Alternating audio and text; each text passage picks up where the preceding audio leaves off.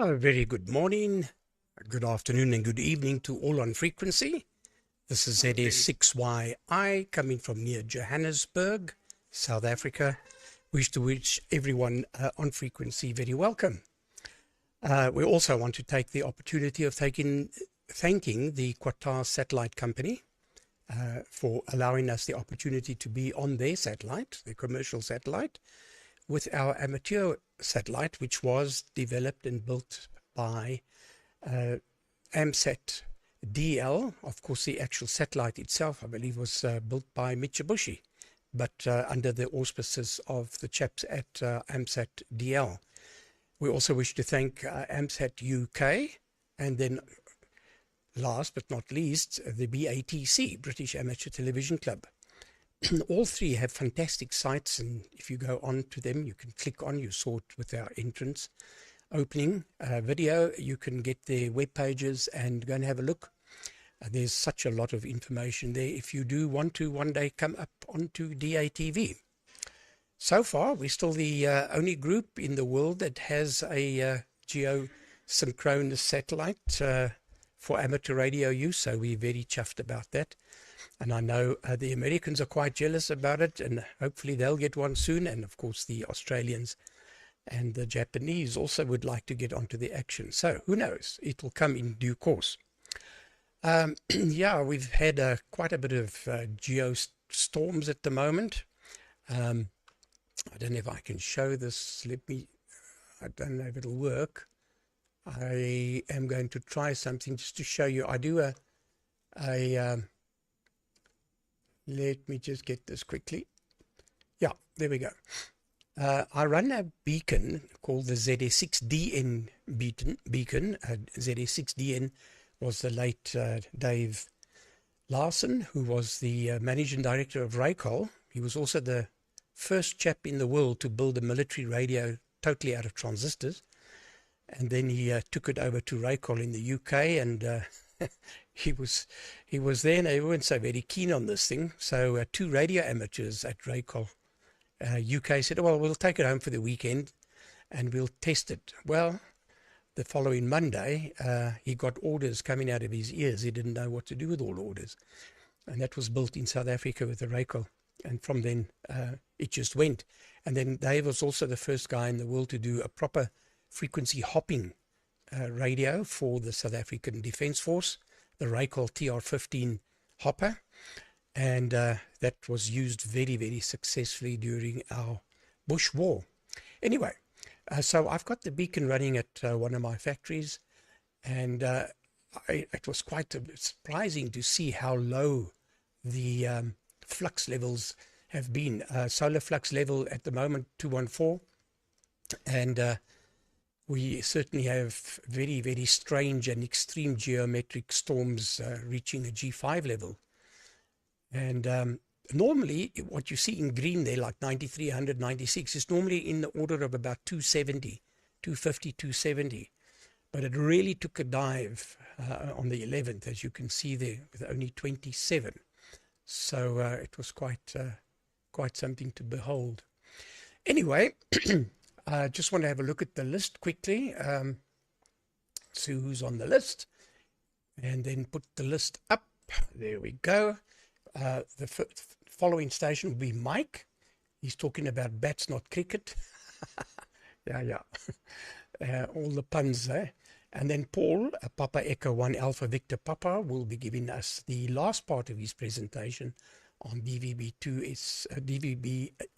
protocol stack. And then Benno, Papa Alpha 3 Fox Bravo X-ray to follow in the Netherlands. And then to Martin, he's talking about BATS number 2, that's G8KOE. And then to Phil, Mike 0 Papa India Tango, all the way to South America, Papa Yankee 2 Radio November. And then back to Wales, Peter GW7BZY, and then down to near Cape Town, ZS1 Mike Leon in Worcester. So that's the list for the time being. Whoever wants to join can just follow onto the list, and we'll be happy to call you in a bit later. Right, so with that, Mike, would you kindly take the microphone And the camera, ZS6YI, passing it over. That's bad amateur practice. G0MJW from ZS6YI. That sounds a bit better.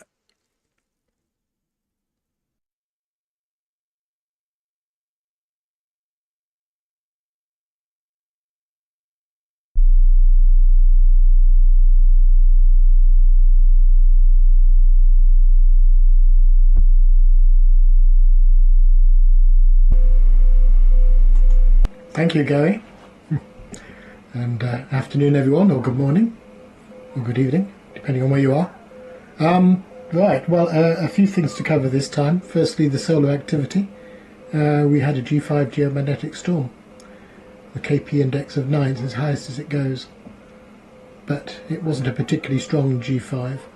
Anyway, there was a visible aurora over a large proportion of the northern hemisphere, and presumably the southern hemisphere as well. It was quite light until quite late, so you had to be up late to see it, but it was very, very strong. Also strong on the radio. And it wasn't one single flare, it was a sequence of smaller flares and several CMEs that all came together, which is interesting. Anyway, we're keeping an eye on that. It might happen again this evening. At the moment, you can see behind me there is the KP is pretty low. Well, you probably can't read that, but there's not a lot going on. And that is, by the way, the Raspberry Pi is doing that display with a nice little package that displays current space weather. And yeah, now I'm not looking at the chat, so I better do that as well. And notice which hand I'm using for the mouse, by the way. Better. Swapped it over, but yeah, I think the reason I was having trouble with the clapperboard is because the camera's on this side rather than on that side, that was all. So I'm looking at it sideways. But I'm still about 50 milliseconds out, but never mind. Right, now, Shack is in a bit of a state of chaos at the moment. So I will go to the rover camera. And I'll cover the bats in a minute, but you can not see behind me because the chair's in the way. But you will now. An amplifier. XTV broadcast. Ooh, it's going all wobbly. Gareth spotted these. And another amateur's got quite a few of them. And Gareth got one, and then I got one with Justin. Justin kindly went and collected it in his Tesla. And the acceleration suffered on the way home because they're quite heavy. But they are 6 110 watt pallets designed for digital television, so 500 watts maybe. But at the moment I can't get very much out of it on 77s. I can get full rated output on 562 megahertz, but that's not much use on for amateur purposes. So I need to work out how to get it to work on the lower frequencies, and I think it'll involve some disassembly. And I think the very first thing they put in was the 6-way combiner, so it'll all have to come apart. And it's a steel chassis as well, so that's going to be a time-consuming job. But this is the thing about the bats, so let's go on to bats. Here is one of those microphones. I think Leon was showing one last time. Anyway, I acquired one off eBay. And instead of connecting it to an audio amplifier, I've connected it to my software-defined receiver, which is producing the 5-volt bias, and I have a signal, which we can maybe hear changing tone.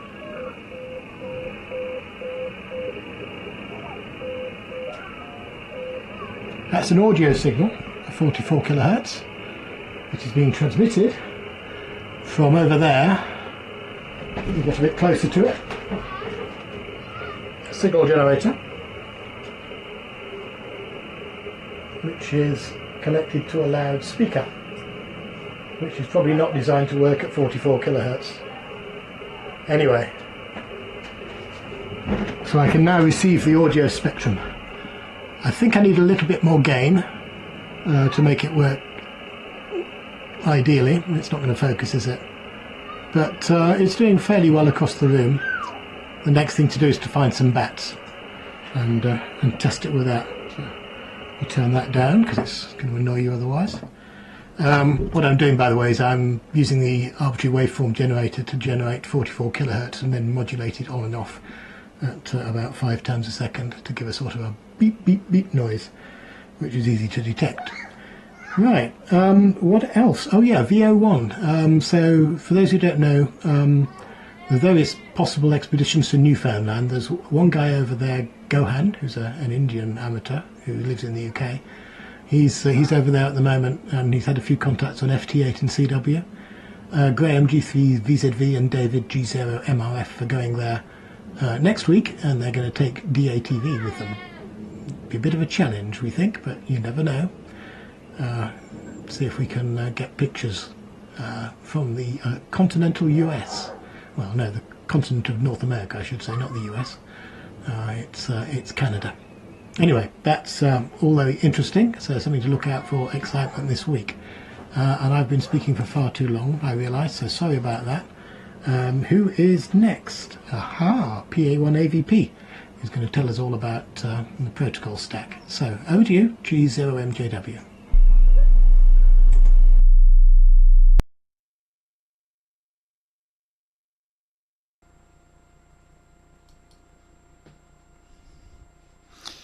Audio test.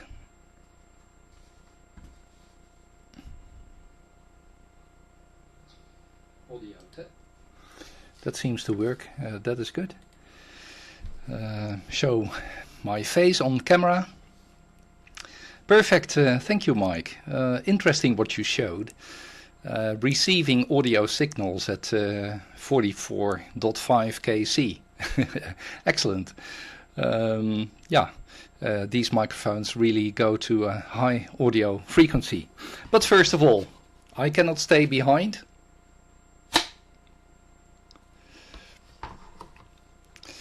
Well, I did not listen at myself, so that doesn't help. But I saw so many people active with the clapperboard. I should also do it. Good. Good morning, good afternoon, good evening to all people watching, either on satellite or via YouTube. And especially good afternoon to Gary, Mike, Paul. No, Paul, that's myself. Benno, Martin. Oh, Phil. Yeah, Phil and Ed in Brazil. So that must be morning to you then. Good afternoon, Peter, and good afternoon, Leon. Yeah, thanks, Gary, for controlling the net. Good as usual. The weather in the Netherlands, yeah, it seems to be the last day of the summer. The temperature outside is 24 degrees, but the prediction is that it will start raining next week, and the temperatures will drop down quite a lot. So, yeah, I should have enjoyed, of course, summertime in the Netherlands, but I'm sitting here in my shack. Last week I wasn't available in the net. We had Liberation Day in the Netherlands, meaning that there were a lot of festivals, and I simply appeared at some of those festivals. And that was great fun. Yesterday I went to Friesland, that's the north, yeah, the middle north part of the Netherlands. There was the so-called Elfstedentocht with old-timers. And as you all know, I enjoy old-timers quite a lot. Well, the old-timers that could participate were more than 75 years old, 600 of them. So yeah, it was big fun, to be honest, to be there and yeah, see them all driving. I worked on my own MG. Well, I'm reaching the point where I need to plan a test drive, so that's good. Well, usually that's not always fun the first time, but we'll see. Yeah, for today, I finished the last part. I finished the last part of the presentation on DVB-S S2. And I intend to present that to you all. Again, I'm not an expert, as what you know. I simply did reverse engineering. If there are flaws or you're able to improve it, please tell me. Then yeah, we simply get a better presentation. One problem did appear when I started to do, let's say, a trial, and that is that the battery is drained in my keyboard. So that's a bit painful, but I think that I can yeah, guide you through the presentation. So let's switch over to PowerPoint.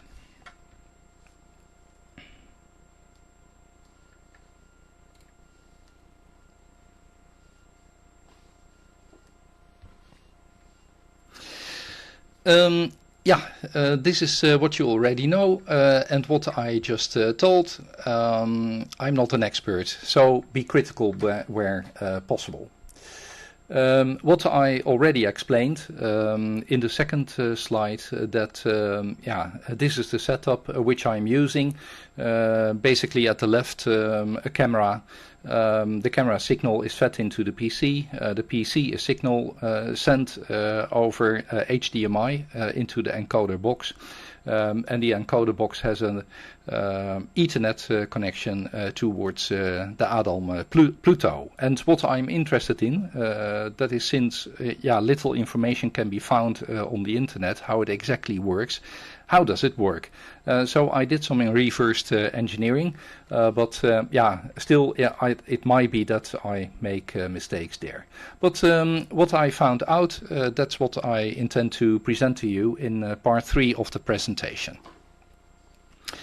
Okay, I found a piece of yeah, paper on the internet from F5OEO, where he referred to an ETSI specification, and actually this is the specification. That means this is a bit later revision than the one he refers to, but basically there's no difference.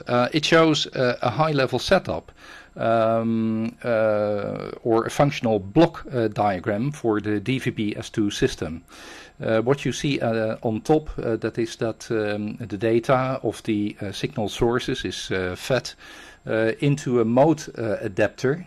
I hope that you can see my cursor. This is the mode adapter. Primarily it shows an input interface. There is some kind of CRC encoding. Signals are buffered, merged again, and then sent into a part where heading is added. The baseband signal is being made, forward correction is being added, and then, yeah, in the end, the information has to be transferred physically over the radio signal. So some preparation needs to be done on that. Since yeah, F5OEO did refer to this document, yeah, I simply concluded that this should also be the basis for his kind of implementation. I check the web chat. No remarks. Well, first of all, I wanted to say something about this CRC8 encoding. As what is shown, in mode adaptation, CRC encoding is being used simply to send the source information towards the receiver and to be able to check whether or not transmission errors were made in the transmission channel. What you see in the left, that is the CRC encoding that is being used. Basically, there's a user plane packet, and the user plane packet, a CRC code is being added. And the way in which it is done, because it's a rather, let's say, complex diagram for CRC, it is shown in the right. You see shift registers and XOR functions, which create the additional redundancy that is added to the, let's say, original source signal, such that you can correct errors. Yeah, there are three basic types of redundancy coding. The very simple parity check and the checksum, but here in the transport stream, the cyclic redundancy check is being used, what I understood. Basically at the right, you can see that the data goes in. The shift registers are being clocked all at the same time, and then you can see the data going through. In another slide, I'm showing really at high level how it works.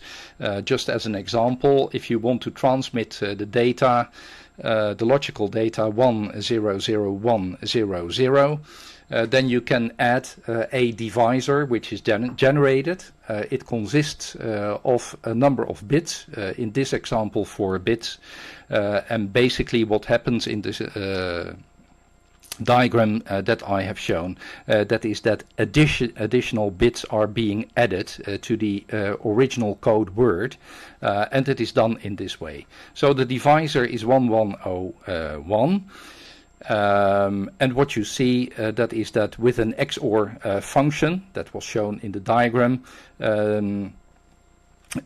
new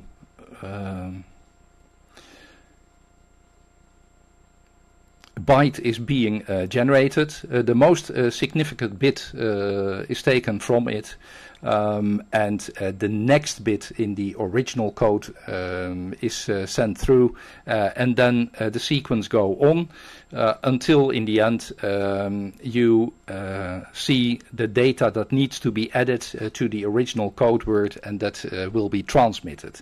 Well, what happens at the receiver side on the transport stream, the reversed order is being executed, and as a result of it you are absolutely sure that the data that was sent is also the data that you receive, and if errors do occur, you simply can ignore that data. So that is what is happening at transport stream level. ETSI is referring to mode adaptation, as stated. So there is the original generic continuous data stream. I did refer to that in previous presentations. That results into a packet stream. That's shown here. Basically, there is a user packet with user information. The CRC, which I just explained, will be added, and that leads to a user plane packet with a certain length, and the name for that is UPL. Okay. A certain amount of these user packets together with CRC codes are combined together into a data field, which is shown here in the left, and each data field gets a baseband header in the mode adaptation in the Pluto, which consists of mode adaptation type. There are different types. Information about the packet length is being given for the user field and also for the complete data field. And then, quite interesting, there is also sync information in the baseband header. And the sync information is most important since in some way we need to synchronize the clock in the receiver with the clock in the transmitter. So basically, in that header of the adaptation field, periodically the so-called program clock reference is being sent and is added to the original video signal, such that at receiver side you are able to synchronize with the transmitter. Okay, if we have a look at the architecture of a broadband satellite multimedia network, this is how it looks at high level. At the right, you see the server. Basically, that is the setup that I just have shown. At the application level, I am running the encoder box. It might be that you are running a personal computer or so, and using the transport protocols TCP or UDP and an IP stack, the information is transferred into the Pluto. I'm doing that over Ethernet using my local area network, and I assume that the same is applicable for you. And then, of course, in the Pluto there is an OC stack. I did already elaborate on the OC stack in previous presentations. At receiver side, the reversed order is being done. That's what I assume. Almost all are using the Mini Tuner software. So you receive the physical signal from the satellite, and you transfer that into digital information, which is on IP level, transferred to another PC for the purpose of reception of the signal. So at high level, this is how it looks. What's interesting, that is that my encoder box does deliver the information into the Pluto based upon multicast. That is one of the protocols that can be used towards the Pluto. And basically what happens, that is that the original transport stream packets, which are generated as part of the process in the encoder box, are encapsulated, meaning that a UDP address is added, an IP version 4 address is added, a MAC address is added, and also information about physical layer is being added, and of course a checksum again is completed. So basically that happens before the information is sent to the Adam Pluto. Again, I would like to look at the ETSI document. At high level, I did explain it. There is relevant information to this functional block diagram, and that is shown here. And there stated that the dotted subsystems shown in the functional block diagram, some of them are not relevant for single transport stream broadcasts, and basically that's what we are doing. We are not sending a bouquet of television information. We are sending just a combination of video and audio. So that means that the complexity is less, and the question which I did raise myself, how is let's say dealt with this ETSI specification by F5 OEO in the Adam Pluto. Well, the first thing regarding mode adaptation, looking at FFmpeg, which stands for Fast Forward MPEG, that's a a general multimedia framework. It's open source. I think in a time period of about 20 years, there's worked on that software package. It is very reliable. It's free to use, so probably also used in the F5 OEO software. I do apologize.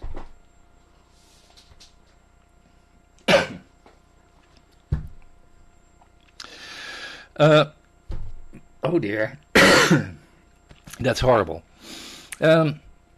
So FFmpeg does the MPEG transport streaming in the Pluto, what I presume. That means that the primary and elementary audio and video streams are read and depacketized by FFmpeg. They are remuxed again and entered into a new transport stream, which is sent by the Pluto over QPSK. So basically, that's shown in the diagram here. FFmpeg receives an input media file. It's being decoded. It is filtered such that you can repacketize it, encode it again, and multiplex and send as an output signal. And let's say this view did result in the following diagram. That, to my opinion, shows a high-level overview of the most important functions that are available in the Adam Pluto, and the program is made by F5 OEO. Let's have a look at the left upper part. At the left upper part, you see the HEVC encoder, which I currently am using. If you are using a PC with a video card, basically that works the same. Your PC or my encoder do have a network interface card or adapter that interfaces via the network to the network interface adapter inside the Pluto. And then demultiplexing will be going on. The original transport stream from the encoder box is separated into video and audio, and they are managed by separate FFmpeg functions and then buffered. That's important, although for a single stream the buffer function is not an obligation. In the Adam Pluto the information is buffered, and that is also what you can see. And then multiplexed again. Interesting is that baseband signaling is being entered. We are using the low density parity check. Oh dear. Yeah, I'm still there. Low density parity check, which is added at baseband level. The purpose for that is that we are really working at the edge of the Shannon limit. That means that even with very, very low signal to noise ratios, you still want to be able to receive the source signal. And that is being created by the LDPC code, which is entered. Information then follows inside the Adam Pluto to baseband adaptation. That means that you want to see frames with a certain fixed length, and if let's say the source information is not enough, you can simply add padding to it. The scrambling code, that is not really something that we are using, so I wonder whether this function is really available in the Pluto, but okay, I simply entered that function in my diagram. What's interesting that is that we perform forward error encoding over the radio path. That is most important. Since we are transmitting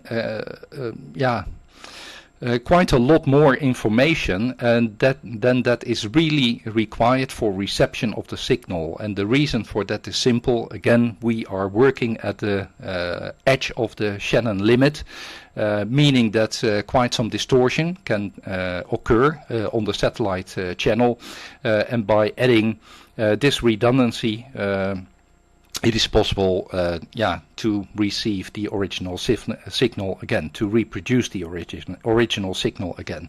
So that means that the original baseband frame, the BCH forward error correction is added.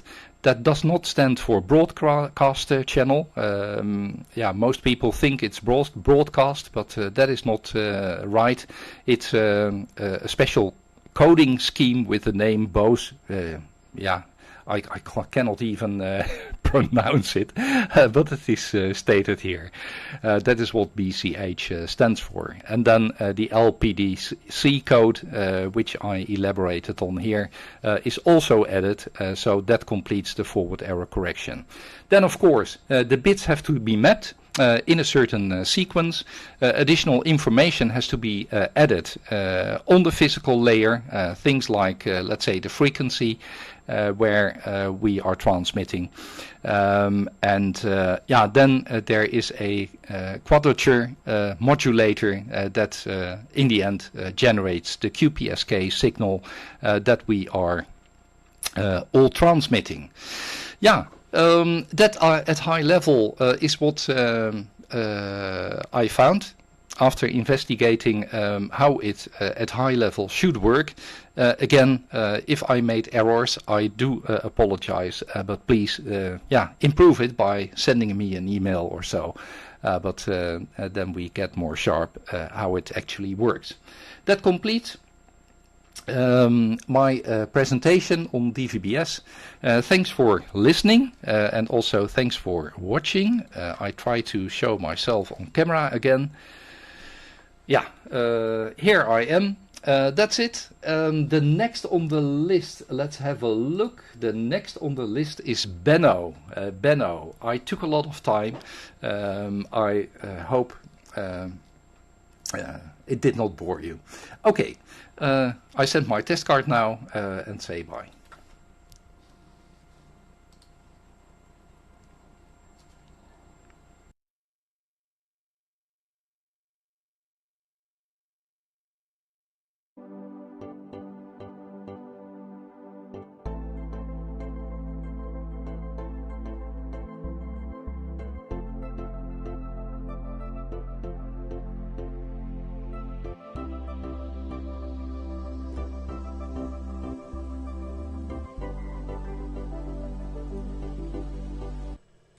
Hi Paul. No, it never bores me. It's very fun.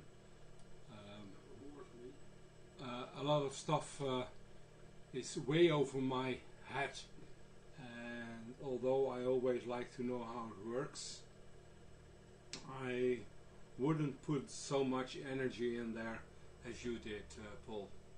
Luckily you did, so I don't have to do it and I can just listen to your presentation. So thanks for the presentation. It's astonishing what I know Everest developed for us, and what he put in a simple SDR transmitter like the other on Pluto. But I also know that there are several other ways to transmit nowadays, and well, I think still there is quite a bit to learn, but the software guys do luckily enough more or less everything for us to just switch it on and then see and communicate over this part of the world. Well, this side of the world, I should say. Yeah, well, I wasn't here last week as well. Like Paul, I was somewhere on a liberation festivity, somewhere in a field, listening to good music and doing some festivity myself. This week, today is Mother's Day here in the Netherlands, so a lot of stations should be down at their wife's assistance. Maybe I'm not sure if that's a better part of the world, but at least it's here in the Netherlands. And next week is Pinksteren. I'm actually not sure. I always think I should look for the translation to English, because I think it's not English, but it's a holy holiday next week, and we will be on the field like every year, starting tomorrow. So I'm in the middle of putting all the stuff in my mobile home, loading all the stuff. I will take with me 2 transmitters for QO-100, besides some other HF and VHF stuff, because I will be active from the gathering tent where the people, the ham will meet, and where all the happening will take place. I will make a small station somewhere in the corner from there, and just across the road where I am, where my mobile home is, I will do it the same from my mobile home with my own transceiver. It's a brilliant opportunity to test my summer gear, which I will take on journey during my summer trips this year. Okay, apparently BAT is currently BAT detection is currently a thing. Well, I already mentioned this is a BAT detector which is developed in the Netherlands for scouts, for youth, to detect bats, and it works pretty stable, pretty easy to build, normal parts. And well, you obviously want to know what is the drawing. I already put a link into the chat of the build of that one, but I should be able to show a little bit. Can I do that? It's well, I should rotate it, but this is part of the drawing. Well, let's make it a little bit smaller. So I already put a link in the chat where you can find it. It's in Dutch, but Google is your friend there as well. Gary and Leon can read it probably. But this is what I still had in my. Well, I always keep it in my mobile home because I made it during one of these Pinkster weekends. Let's see, do I have my camera back? And just to show you a little bit how it works, I have it on. I just put a loudspeaker onto it. What you hear is the beacon, because next to the receiver I also have a beacon which does the beacon. And if I switch off that one because it makes only noise, you can hear it, the sound, and it really works just on a normal headphone. You can listen to it. It's completely dead if nothing happens, but if you make some squeaking sound with your fingers or keychain or whatever, or a bat or a beacon, it's easy to do some testing, and it works over several hundred meters. If you go apart a few hundred meters, you will make a nice squeaking sound with the beacon. Well, that's basically it. You see the LED goes off if it doesn't have any activities, and the LED goes on if you have some activities, so you know there is a bat flying around your mobile home. Well, that's basically what I wanted to show. Yeah, I don't think I will be on the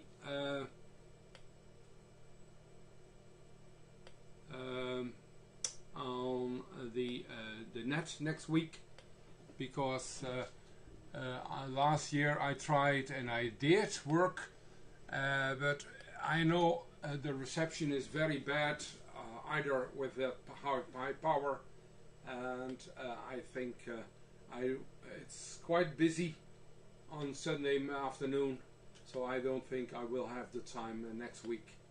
But in 2 weeks I might have some pictures and videos for you. Well, that's it. Passing it on to, and I should have prepared that better, passing it on to Martin. That's 2 from Papa Alpha 3 Foxtrot Bravo X-Ray. Passing it on to you, Martin.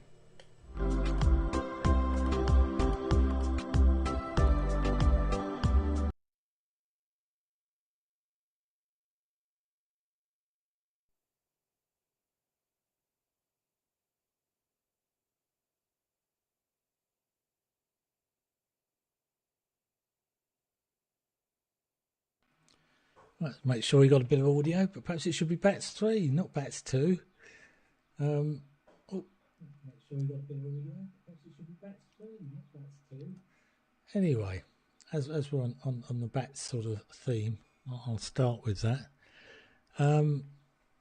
My microphone, which I think is what I showed Mike last week, or showed him the link to it.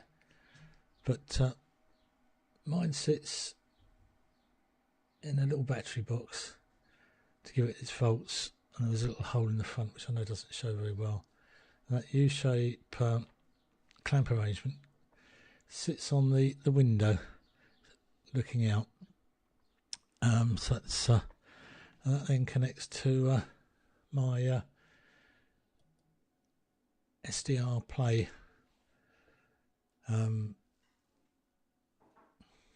SDR, and this is some of the results I've got.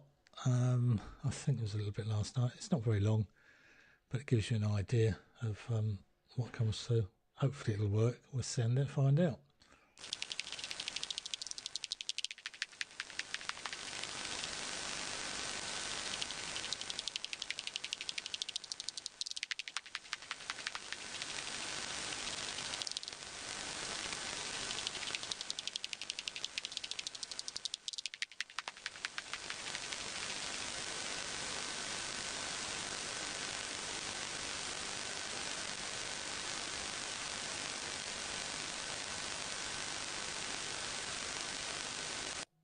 It gives you an idea, hopefully, if it came out. The bats weren't terribly close, and I think the window interrupts it a little bit, so I'm going to move the microphone out a little bit, but that's just fed into my SDR, and so that's what we've moved on to. So that's as far as I've got at the moment with the bats, so we'll try and improve it a bit further. The other thing I've been playing with is the Pico tune, which I think I showed the pictures of it last week. He says, in case I didn't, let's go back to the main screen, not that picture, that one. So that's my Pico tune in the process of being built, which we wandered through. I've improved the back a little bit, and that's what it looks like inside. Now, since there, I've been playing with some OpenTuner experimental firmware program rather that's come out, which enables you to use it on the network as half a Winterhill, effectively, as a Winterhill with one NIM. But I needed to put different firmware on the network firmware, and I was having great difficulty to get it into boot select mode. It wouldn't seem to work, or sometimes it would work on one PC but not the other. I went around in every decreasing circles, only to find out that the boot select button is open circuit pretty well. It occasionally makes contact, but just shorting it out, I think I used some long nose tweezers that I'd got, booting up, put it in boot select each time, so we got the appropriate firmware on. But that took me some time to find.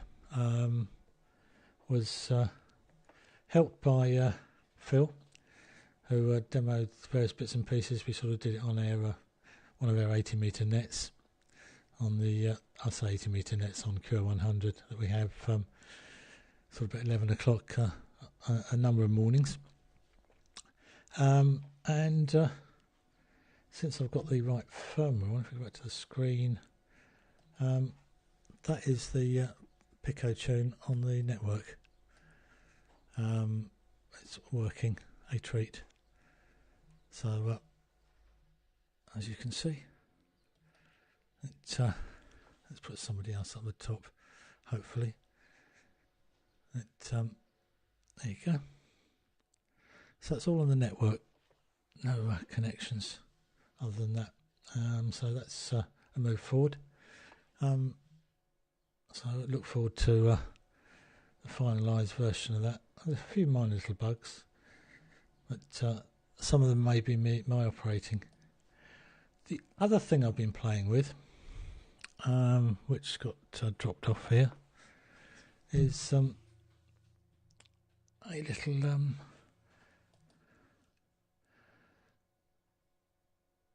little 10.1 inch screen.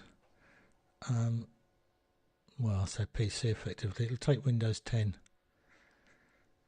which is running on there at the moment.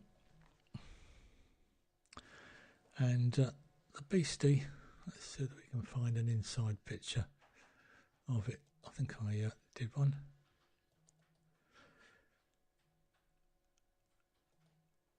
Oh, I don't want that picture. I want that one. That's it. Let's go back to the screen. Middle screen. That's what it looks inside. It'll take a large solid state drive without any difficulty at all. It has 4 USB ports. I think it's 4. Yeah, 4, and 4 COM ports. Let's go to there. That's what they look like. Now, gives you an idea of the back. 19 volts in, VGA out, whatever, but there's 4 COM ports, there's a LAN port, etc, etc. Now, although the advert shows them at 49, if you don't want a power supply, one of those with without leads, assured you can get at quite a reduced price. Or if you want one that's got a slight crack in it, or just a screen or whatever, there are a number available. So I can, if anybody's interested, well, if I'll stick the link up to the unit. And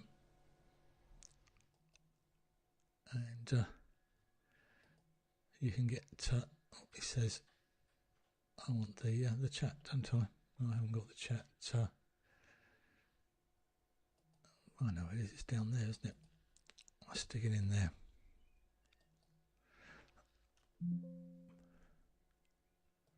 Hopefully. So you can probably pay anything from something like £30 for one delivered, if that is of use. Quite. Let's get back to that. Quite a nice little unit. I think it's touch screen. I haven't got the drivers found yet, but there's a phone call and an email address you'll find if you follow the website. I suppose I have some sort of interest in it. Mine was free. I didn't pay for mine. And the reason I didn't pay for mine, my son has got a number of them, so I have to express an interest. But he's very helpful, is Peter. So if you contact him, email, or whatever, he'll do you a good deal, without doubt. Right, so that's what I've been up to. I think that's probably enough for me. Be back to hopefully some, if it doesn't don't get the thunderstorms, might get some more bats tonight, but not sure. It's been a bit lacking in bats. Right, it's round to Phil, I think, now. So we'll put up a test card and over to you, the Phil, from Golf 8 Kilo Oscar Echo.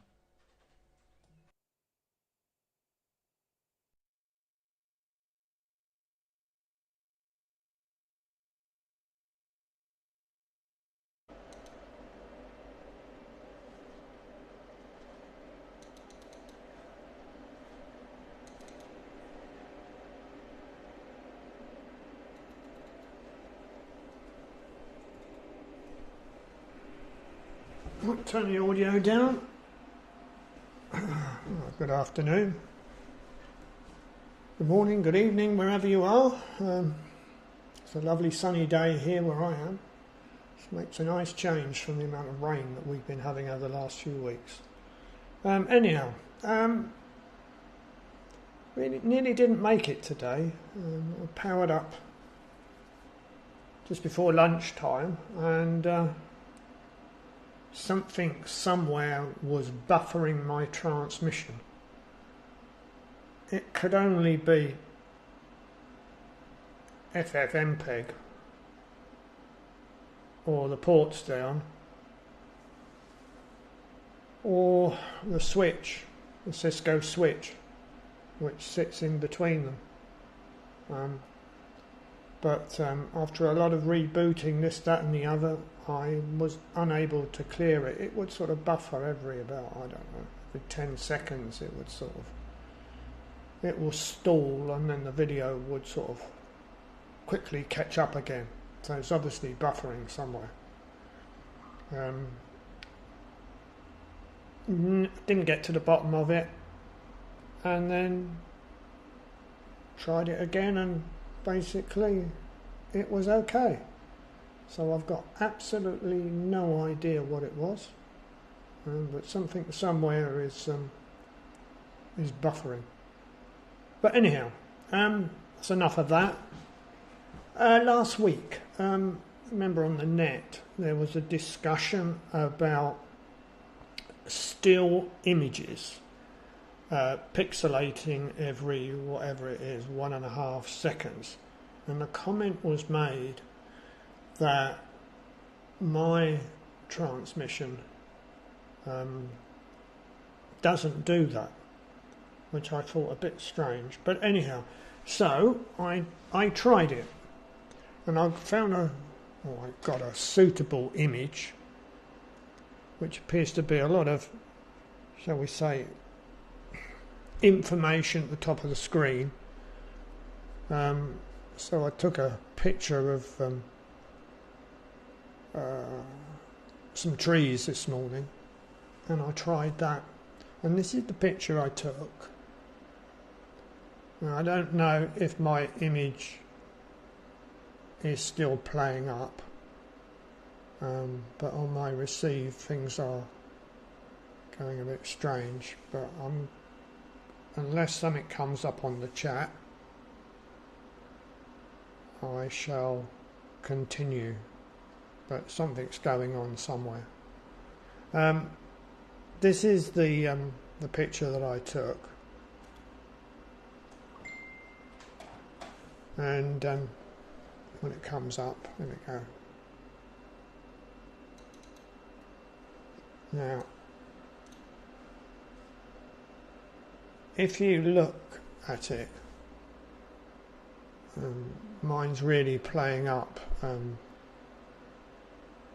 but assuming my transmission is okay, if you have a look at the foliage, I think you'll see that there she goes, but every 1.5 seconds it will pixelate and then gradually get the high quality again. So it looks as if the majority of us, if not all of us, exhibit this, shall we say, characteristic, this feature. I'm sure one day somebody somewhere will be able to explain what it is. My thinking is that it means that the image that is being transmitted is potentially different from the image that is there at the moment. But I don't know. But it looks as if it is happening to me. But I'm not sure if my transmission is okay. But anyhow, that's enough from me. I don't really have much else to say. I shall be around for a second over, but I'm not sure if I'll be able to add a great deal to it. But anyhow, who's after me then? Let's have a look. Peter. So I'm going to hand it over to Peter. So this is M0PIT, putting up a test card.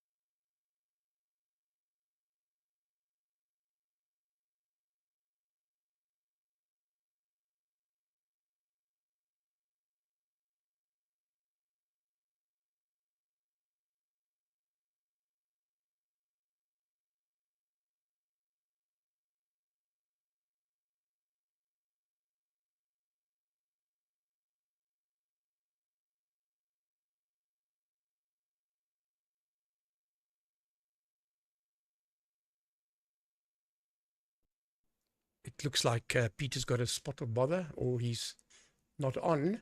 I wonder if you don't mind taking it, Leon. Let me just see. ZS1 Mike, you can pass it back to me, and I'll give a gap in case Peter wants to come back. ZS1 Mexico from ZS6YI. Been very interesting over this net today. Been very, very nice indeed. Take it away, Leon.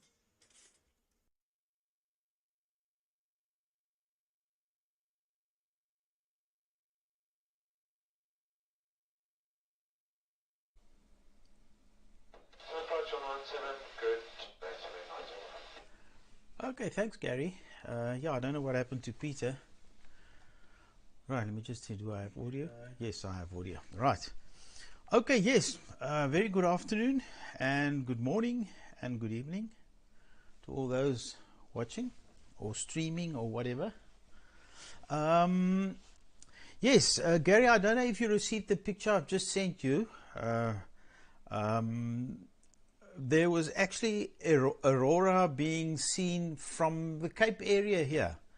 Baardskeerdersbos and several places. People took pictures of aurora. So the magnetic storms are absolutely intense. And also the air pressure. We had yesterday, was it yesterday? I think it was yesterday, yeah. Early in the morning, we had a very low air pressure. Today, it's the highest I've ever seen it. On the altimeter, it's a difference of 550 feet. 550 feet change in altitude. So it's a dramatic change in air pressure. It's very, very high at the moment. So yes, something is happening. The sun is bombarding us. Okay, right, Mike. Yeah, nice TV amps you've got there. Yes, you'll probably have to, obviously, yes, as you say, get rid of the combiners. I don't know if they have circulators in there. They won't be fine. And then start trimming all the lines and things. To us here in South Africa, it's not of any use because nobody does anything TV on 70 centimeters. Only the guys who do EME could perhaps use them on 70 centimeters for moon mounts. Okay, Paul, thanks very much for your final chapter on the DATV. Yes, it's way above me, but very interesting still. How the heck they get all that lot to work and stay in sync, it's mind-boggling, but yeah, that's computer technology. Right, Benno, your bat receiver and beacon, yes, interesting. Although it's not analog, I can hear it's very digitally. I think they divide it or something there on the the last chip. But anyway, it works. And I see they're using those ordinary 40 kc transducers. I have lots of those. I did test it when I was developing mine, but I was not very impressed. Obviously the output impedance is quite high, but I'm going to try one of those on mine again. But I'm very happy with the performance of my one now. Okay, and Martin, also bat receiver. Yeah, the bats are really doing the thing, yes. And Picotune. And the tablet, yeah, well, I have a funny thing here, but I need to get one of the German guys. It's a pocket computer. There it is. It's the size of a cell phone, but it's a proper Windows-driven computer. But it's all in German, so I don't know what it says. It was given to me by a German guy. He used it in his motor glider. And then he took it out.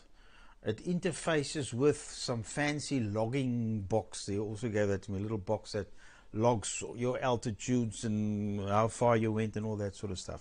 Anyway, so yeah, I don't know how to operate the thing, but it's a pocket computer. I can't see from here what the name is, but it's all in German. Right, and then Phil, yeah, It's a good thing you put a stationary picture there. Yes, on your stationary picture it is very clearly visible, although it's quite fast. And it was Alberto, I think, last time who explained to us what he thinks it is, and I think he's pretty correct. That is the keyframe. Every so many seconds you have to send the whole picture, and then after that you only send the corrections. That's why it gets sharper and sharper and sharper as it's being corrected, and then they send the whole picture again, just one frame, which obviously is low resolution because you only have very small bandwidth. The only explanation I can have is why, because it's not visible on your video camera. On your video camera, I checked the stitching on your shirt and everything. It stays sharp. The only thing I can think is that your camera, your video camera, is not nearly as sharp as whatever took the stationary picture. So you're not using so much bandwidth, and with your background being a bit out of focus also helps. So the amount of data that needs to be sent is less, and yeah, the update is not so pronounced. That's all I can think. Anyway, the keyframe being sent, that I think is why the timing is different. Obviously, that's one of the setups in your DATV transmitter setup, but we're all using different things. As I said, when the very first version that we used, where you had to set all those things manually, you could play with that. Now you can't, because it happens automatically. The thing is supposed to be doing it at optimal thing. Anyway, right, Ed. Why don't I have any comments on Ed? Ed was not there. And then it was Peter, who also wasn't there. Right. Okay. So, Gary, back to you. ZS6 Yankee India for the group from ZS1 Mike.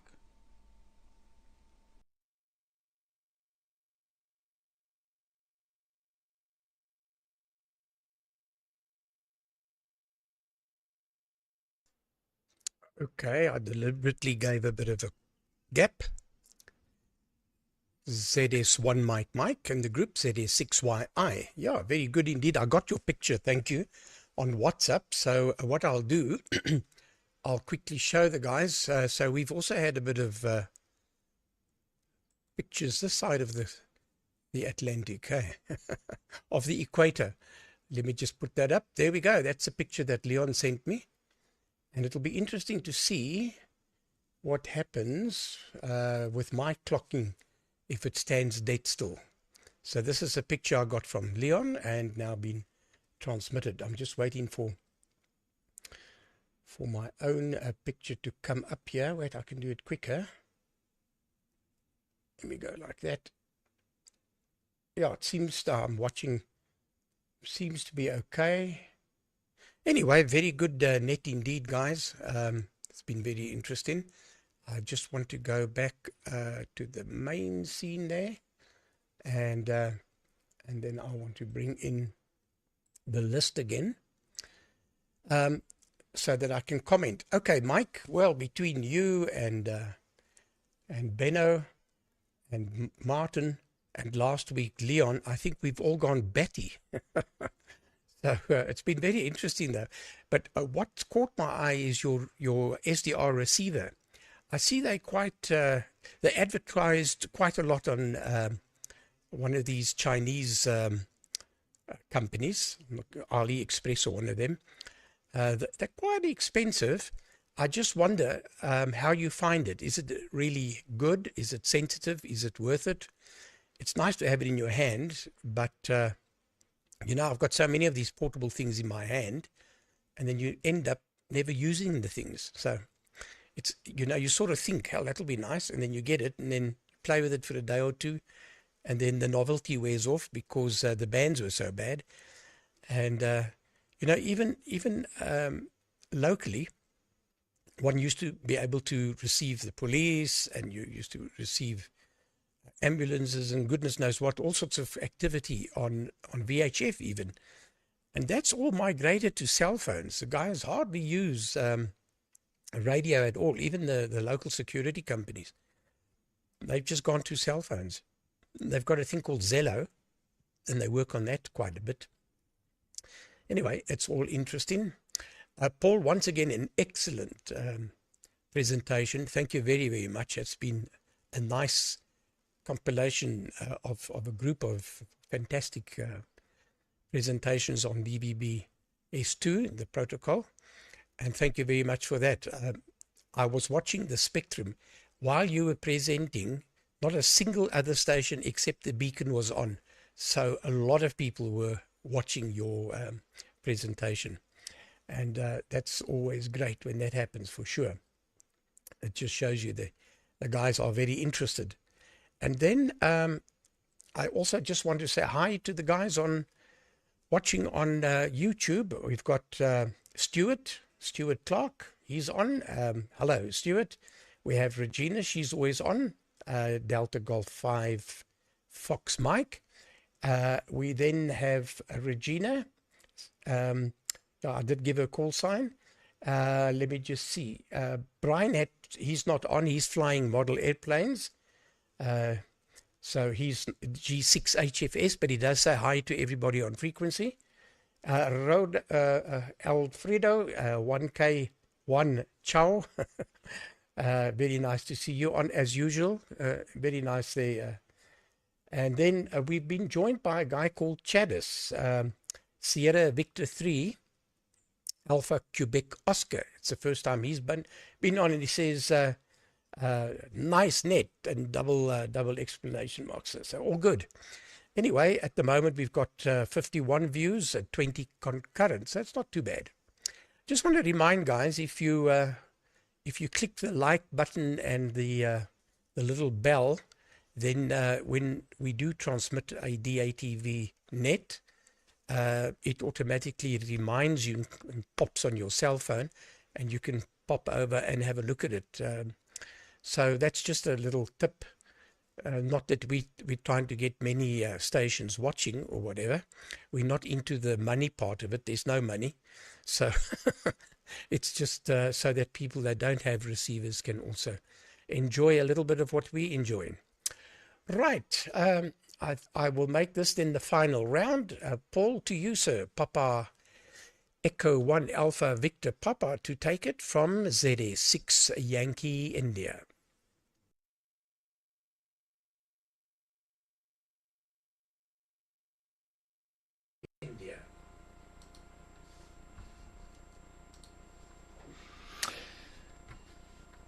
Okay.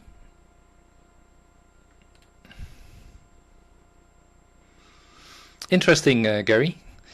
I thought that Mike was first, but it could be that Mike already has gone. It could well be. Let's have a look. Where do I want to respond? First of all, the solar activity. Also quite some aurora was seen in the northern part of the Netherlands. And that is very, very unusual. I did not see it myself, but I also saw beautiful, beautiful pictures. So that means that solar activity has been high last days. Wonderful digital power amplifier that I've seen from Mike. And also, beds. I have never been active in that area, but really nice what was built. Benno, you said, why do you spend that much energy into exploring how it works? That's my nature. I honestly want to know it, and it would be great, of course, if there were people who could add more information to it, such that we all can learn from it. But so far, nobody did it, and I did not contact Evariste. It's indeed Leon mind-boggling that he put all this logic and functionality into his software package. We really can be thankful for that. At least I'm thankful for that. Okay. Martin, you were talking about the Pico tuner, but I saw a skull, and I did not understand why that skull is under your monitor. Perhaps you can explain. Phil, the still images, and that did remind me actually on a slide which I have shown in one of the previous presentations. I try to show it again. Let's have a look. No, it's not working anymore. No, it's not working anymore. So back to my Polycom camera.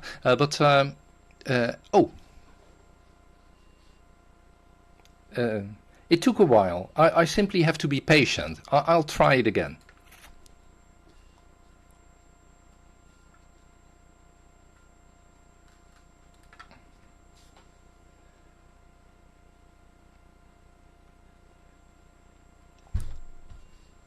Yeah, there it is. That means that the delay in my PC gets higher. That's dangerous.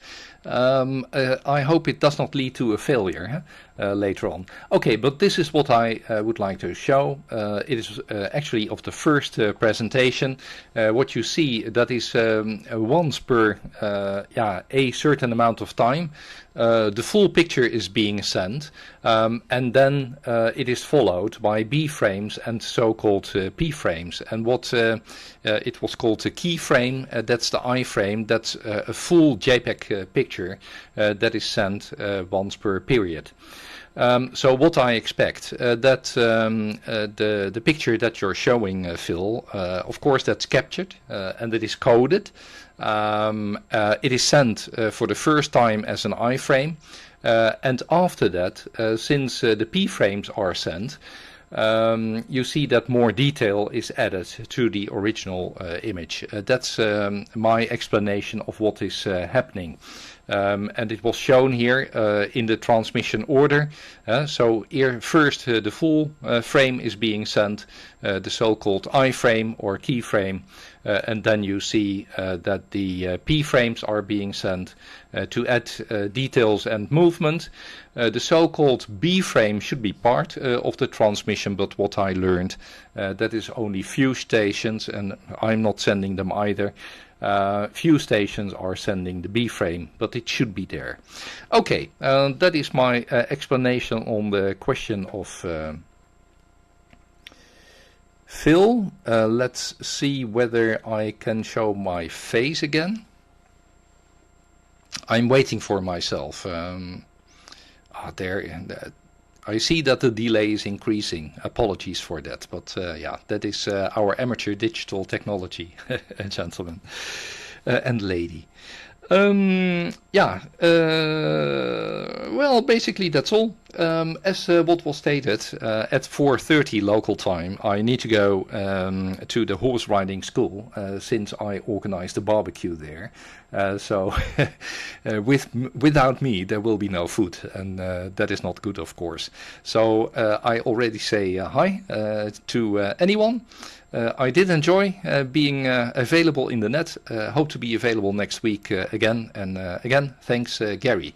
The next on the list, that's going to be Benno then. But let's give a short break for Mike if he is still there.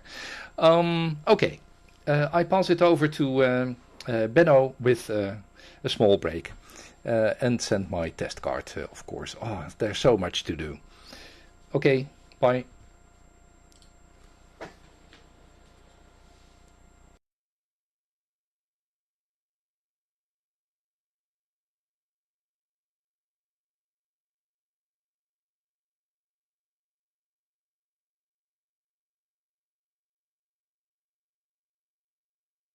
Mike said he's not come back.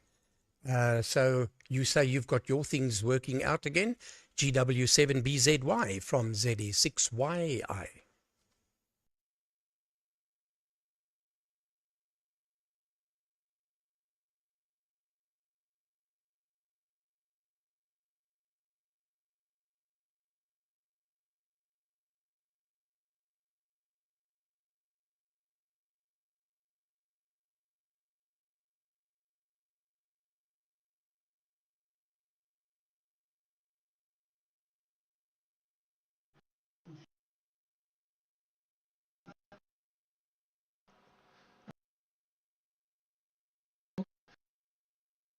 but I'm hoping there is going to.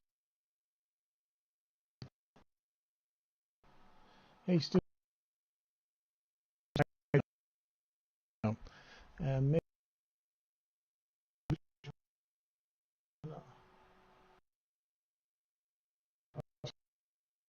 just message me because I can't.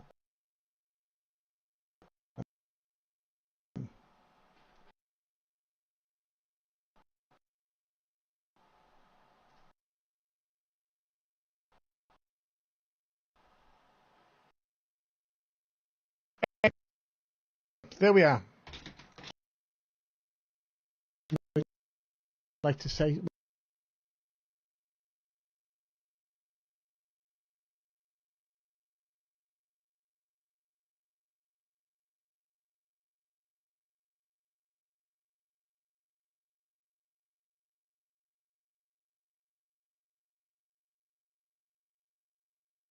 Let's try again.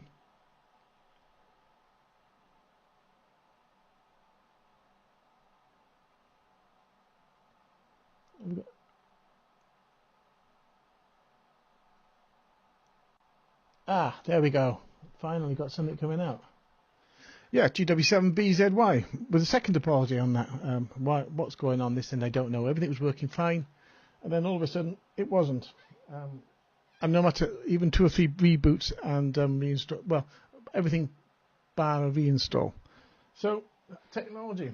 We're moving on in technically here in the GW7BZY land, and I've bought a new high-tech bit of equipment. Can you see that?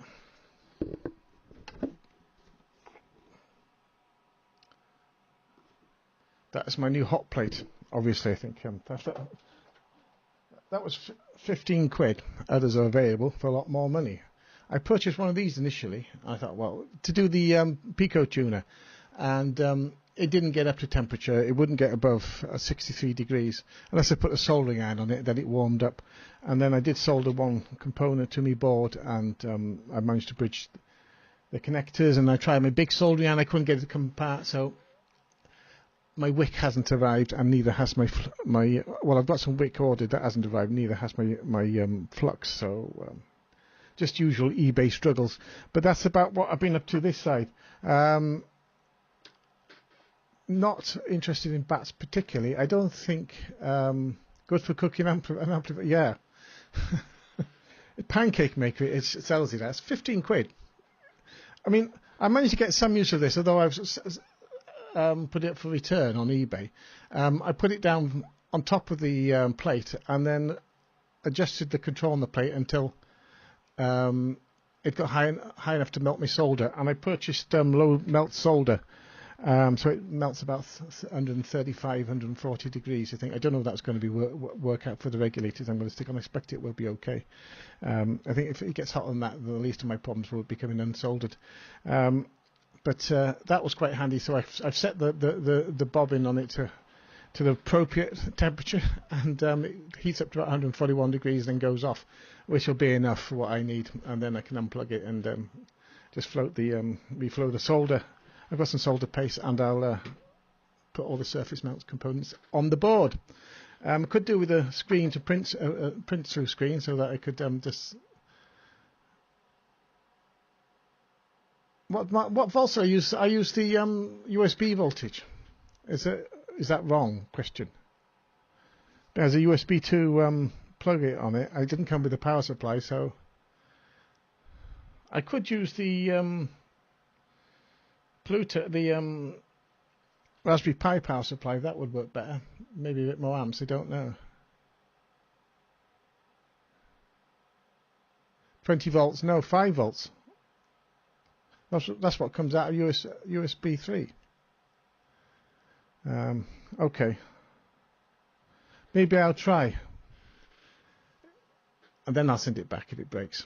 But I can always turn. It's going to be a bit of a ball ache to chop up a USB 3 lead, so that I can connect it up and get 20 volts out of it. But there we are. They didn't supply a regulator. Anyhow, thank you, Martin. I'll keep that in mind, and I may well look into that, but I can't really see that happening because I'm not. I might have a really naff USB 2 lead, and I've got to get 20 volts as well, so that's not going to happen very easily. I think I'm going to stick with my frying pan plate. But very interesting, everybody. Good to see you. Just crack on. Yeah, very interesting with your informative there, Paul. Excellent stuff. I think he's gone. Mike, lip sync okay this side. Bat detectors. Don't see any bats around here. Used to in the olden days, but not so much now. Not since well, not for a long time. I think they've all drowned. I don't think they can swim. And although it has been very nice yesterday, it was 21 degrees here earlier today. So that's very, very unusual. I think it's hotter here than in Eastbourne, or hotter here than Scathos at one point, which is quite shocking, astounding. I didn't see the Northern Lights way past my bedtime. MOP.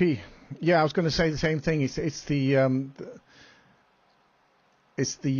frame, the new frame that comes on the group of pictures, and of course, with it being a highly detailed green image, it's going to make the most of, expose the limitations, I think. Although for some reason, the hardware encoder on this using H.265 is transmitting 444 rather than 420, so there's wasted data there really for the extra colour rather than the picture quality. For whatever reason, that's about it. I think that's all. Anyway, thank you, Gary, for bringing me in, and it's good to see you, Leon, and etc., etc., and hopefully we might see you next week, might not.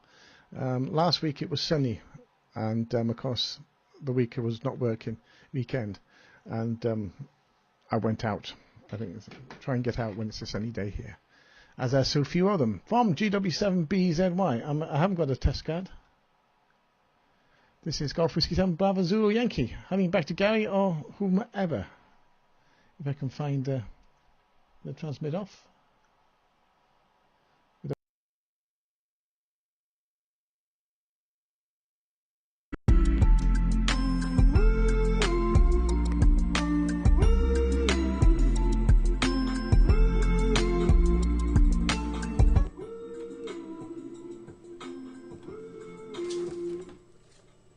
Turn my audio a little bit and my door close in order to give you some better light. Okay, Peter, good transmission now, good reception, no problem. And yeah, the guys on the chat already tell you that although I sympathize with you, if you look at the USB connector, you think 5 volt. USB-C can deliver, can carry up to 20 volts, 3 or 5 amps.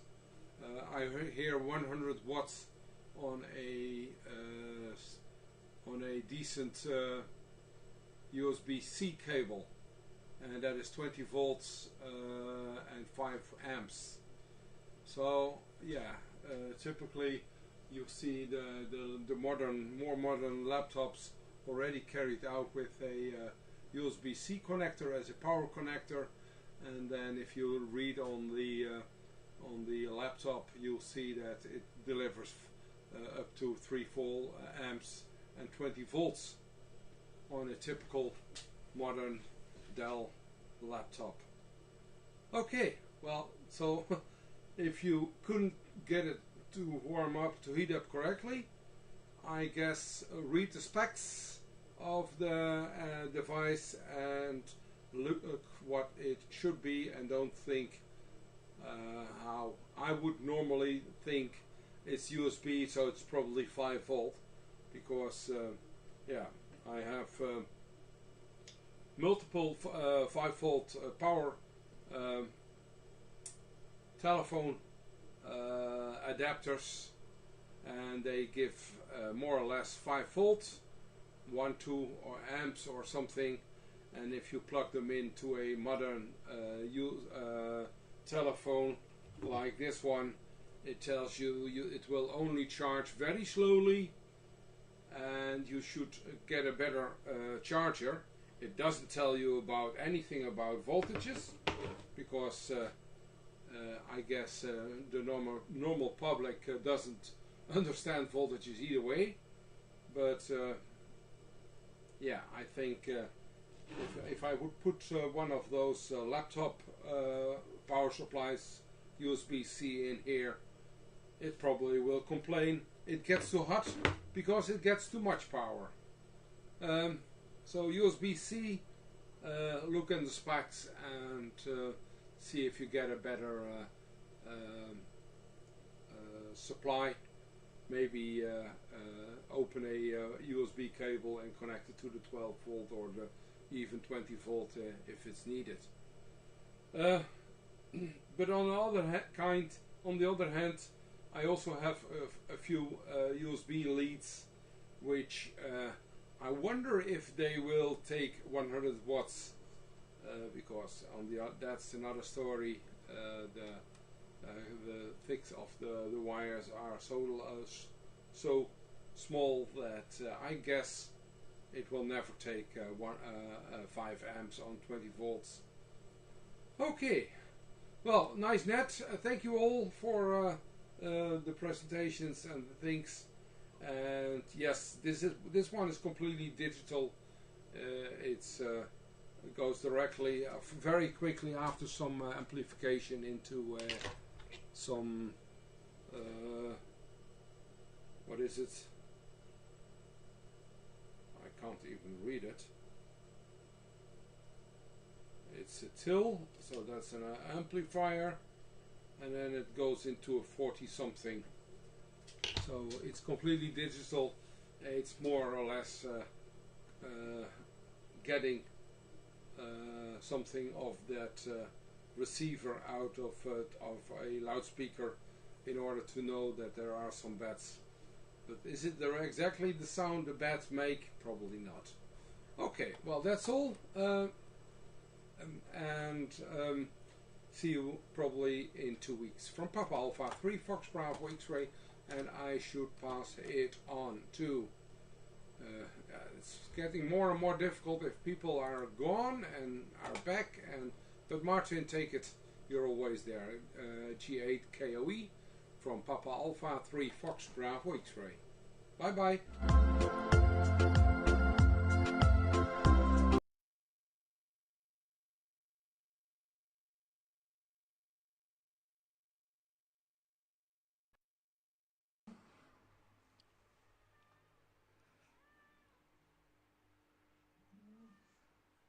Right, I've just been joined by the cat who's making a lot of noise. Let's make sure we got some sound. Well, there you go. It says 20 volts. So if I feed 20 volts into mine, set it to 200 degrees or thereabouts, put the little printed circuit board on top, just to prove I've got one. And yes, I just made a USB to I think I had a duff lead that I used, and so you just let it warm up and you pick the components off. Absolutely works a treat. Superb. I was quite amazed how well it does actually work. So I think you didn't look carefully enough at the instructions there. Yeah, now what I was going to comment on, oh yes, I had a query, didn't I, about the, well, let's go over to the Pico to start with. On the camera. That's just to prove I'm running off the network. So just a network connection. And one thing I didn't mention was, depending on what firmware you got on the Pluto, there is a way connecting via the USB that you can put into bootloader mode. It's different on the two different firmwares, but it is available, the information. Luckily it was sent to me.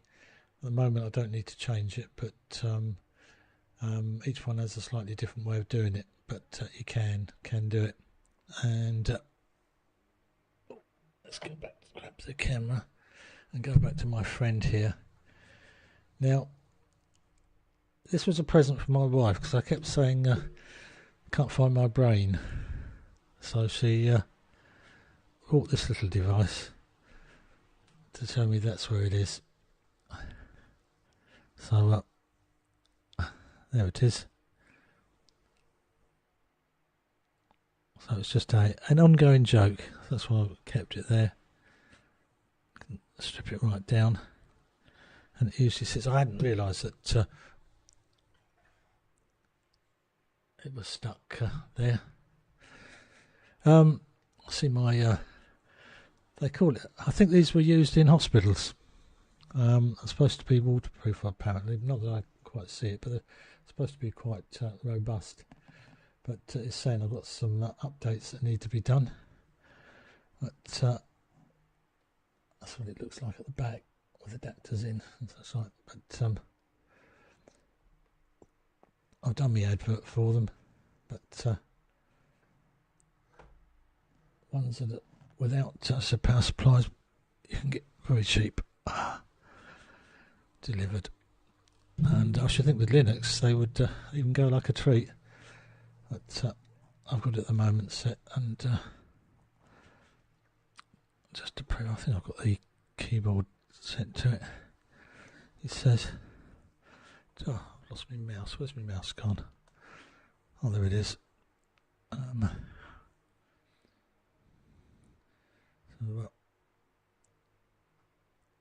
we can click on there, can we? See, it's actually working.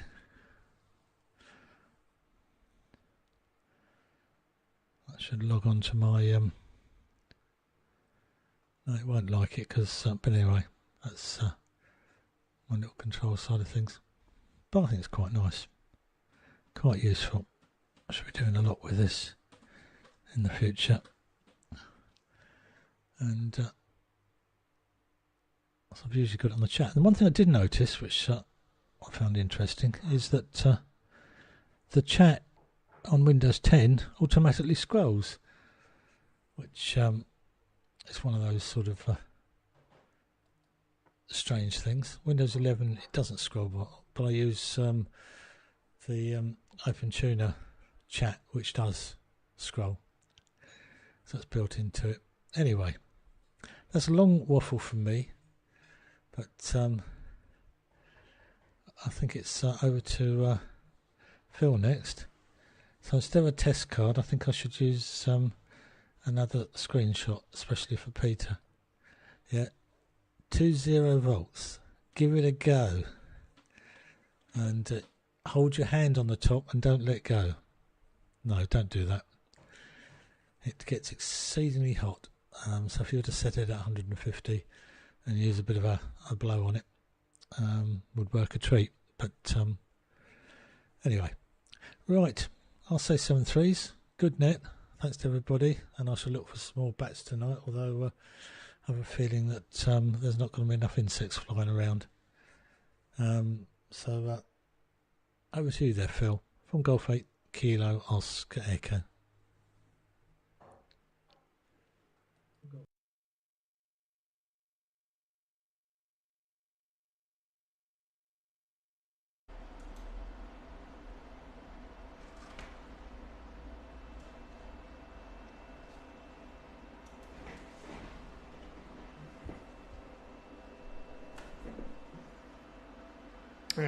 Cheers, Martin. Yeah, I haven't done anything on bats. I have seen the odd bat around here, but I do have a bat device. It doesn't detect automatically because it's a manual detect, but it does work exceedingly well. Yes, it works exceedingly well, and I get a lot of enjoyment when I use it.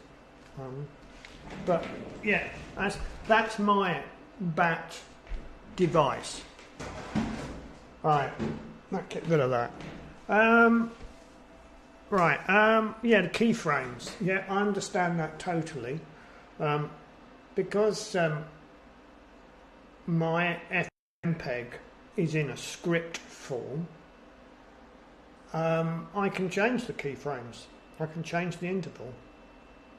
And I have done that in the past when I had all those problems not that long ago, about 6 months ago.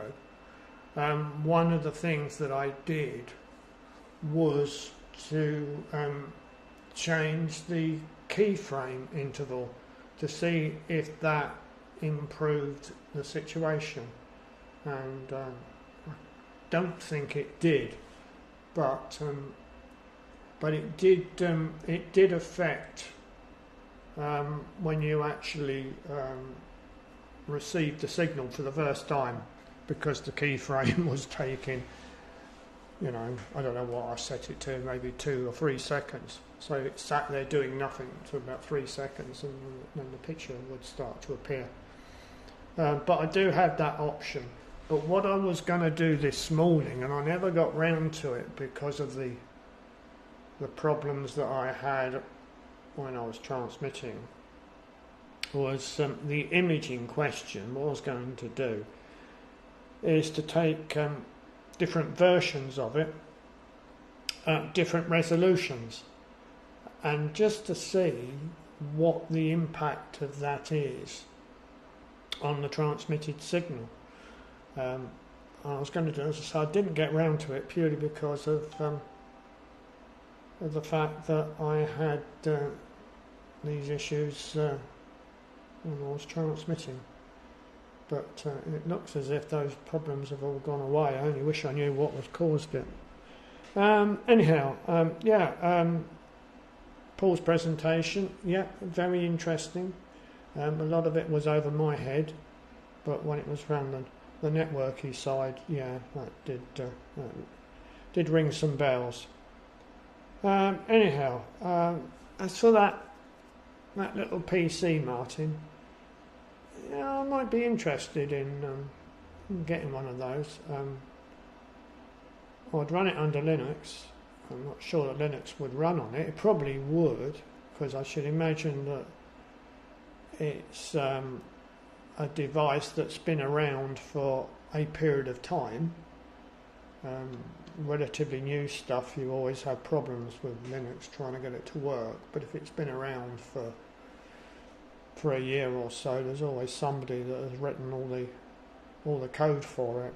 But anyhow, I might be interested in one of those, but I could certainly see a use for it. Anyhow, that's enough of me, I think. I don't have much else. I think I will hand it over now. I'm not sure if Peter's going to come back, so Leon might want to just hold fire to see if Peter does come back.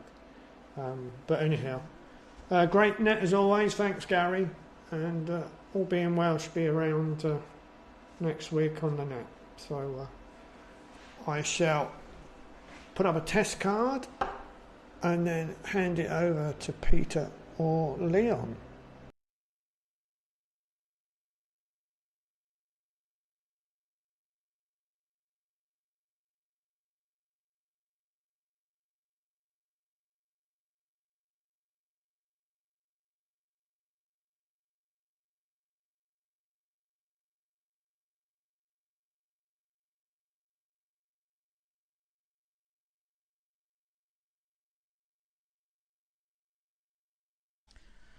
Sounds like there's no Peter again. Okay, right. All interesting. I think we've got the keyframe under the knee now. We now know what happens. It is actually in your picture as well, Gary, on your still picture. Not very prominent, but I know where to look, and yes, it is there. But on your video camera, no, it's not there. The same as with with Phil on his video camera. It's not visible at all. I don't know what it's like on my one today. If I make my reception bigger, yeah, it is there. It is there. It depends on a lot of things. The illumination, the contrast, all sorts of things has an effect on it. But anyway, okay, right.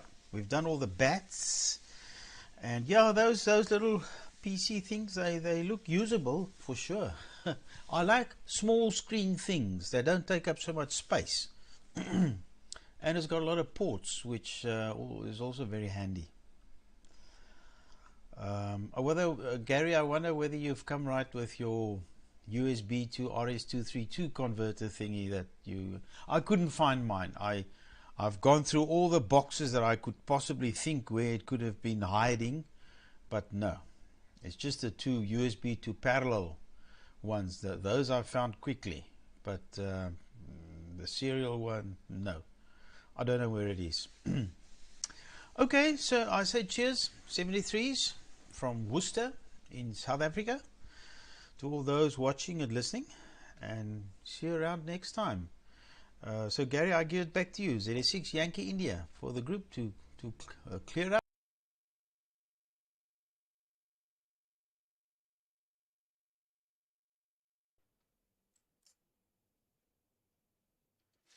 Okay, Leon, ZS1 Mike, ZS6YI. Just want to see that one. Yeah, very interesting, and thanks everyone for participating. I also want to say hi to Peter Rudolph. He's in Bad Pyrmont. I don't know how you pronounce it. Bad Pyrmont. But anyway, hi Peter, DK3 Zulu Fox, always on. And hello to, of course, to Rolf and to Ishmael. Rolf, DJ 7 Tango Hotel. I'm actually using his receiver to do the streaming. So actually no, on my mini tuner. Very nice receiver Rolf makes. Beautifully done, and it works well. Right, Leon, I was going to actually ask you, no, we did not come right, so we'll have to try and make a different arrangement to get that 15 volt. It's for the QO-100 up converter. We just want to check the software, and there's a newer version of the software which I've got, so we want to upload it to the Oscar Phase 4 up converter. But the normal RS-232 to USB converter does not work, and then we contacted QO-100, and their technical director came back and said, no, you need a 15 volt, plus minus 15 volt.